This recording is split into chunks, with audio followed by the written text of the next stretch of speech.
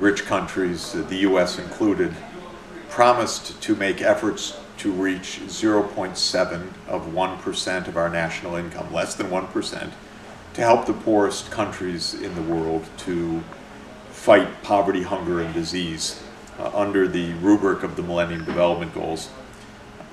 Basically, the United States has abandoned that. It got caught up in these wars in Iraq and Afghanistan, and hidden wars, unfortunately, in other places as well. And we've squandered trillions of dollars on these useless wars, and then said, well, we don't have money to help children go to school. We don't have the money that we promised to help smallholder farmers grow more food. We've wasted time, and we've lowered our national security as a result of that, sad to say. The trend is getting worse. There's a wave of both not only unilateralism, but increasing isolationism, that we don't care about the rest of the world, that's not our problem. But of course, if we stop being helpful, cooperative, and contributing, the dangers for us and for the whole world multiply.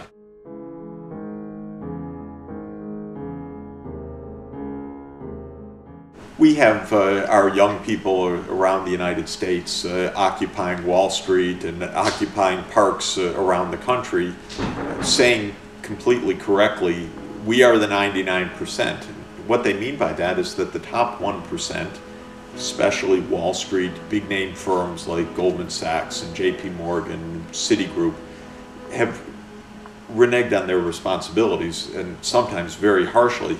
And people are feeling whipsawed by this, that it's free markets as long as the banks are getting rich, and then if the banks get in trouble, all of a sudden it's bailouts, and then if the banks start making money again, all of a sudden it's free markets again. Mm-hmm. This kind of game has led to a despair among the American people, but worse than that, we have a budget crisis that comes from the fact that our corporations are not paying the taxes that they ought to be paying.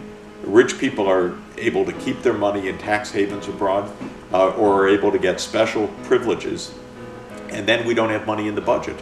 And when we don't have money in the budget, we end up seeing the teachers fired, we end up seeing the Department of Education under tremendous threat. We see many Republican candidates say, well, why don't we close the Department of Education altogether? An idea so horrendous and shocking that you would not even expect it from a fringe party, much less one of the two main parties of the United States. So this is a failure that I consider to be a moral crisis, even more than an economic crisis.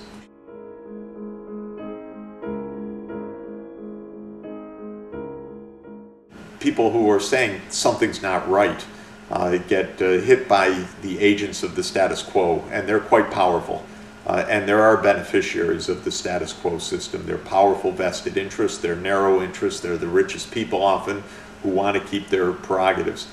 I think a second thing, which of course I hope everybody does, which I certainly try to do with my colleagues, is to actually do, not just talk. So I'm so proud of the development programs that we're engaged in throughout Africa, in India, in China, in Latin America, in Haiti.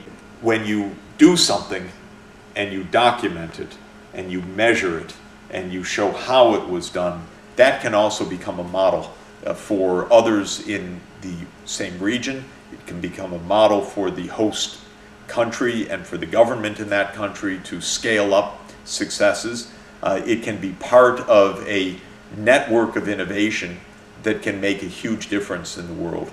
So I love the mix of doing and talking about it and promoting it and networking with people who know that in our world today we can make tremendously positive strides. Education is absolutely vital. It's mobilizing knowledge, it's empowering young people, it's empowering girls who in many societies otherwise would not be empowered. And by education of ourselves, communities, and by the empowerment that knowledge brings, we can change the world, we need to do it, and I believe we will do it.